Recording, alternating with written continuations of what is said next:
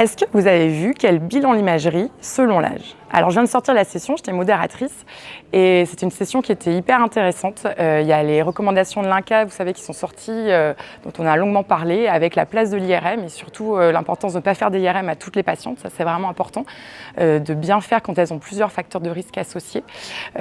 Topo très intéressant de la brillante Anne Tardivon qui a remis les choses au clair sur le bilan d'extension et surtout de ne pas, par exemple, réaliser une mastectomie si vous avez juste vu une lésion en IRM. Bien entendu, il faut faire une biopsie pour s'assurer que ce n'est pas un faux positif. Ensuite, il y a eu un très beau topo également sur cancer du sein et grossesse.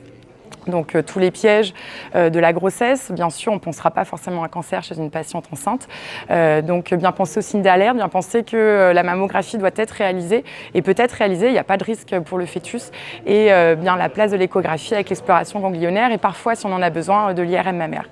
Et dernier topo qui était très intéressant également sur la place de l'imagerie dans les reconstructions, avec notamment la nouvelle technique que vous connaissez de la place des prothèses mammaires prépectorales, quel est suivi d'imagerie, quelles sont les recommandations actuelles, ça a fait débat.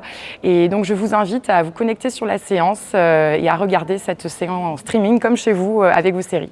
Merci beaucoup.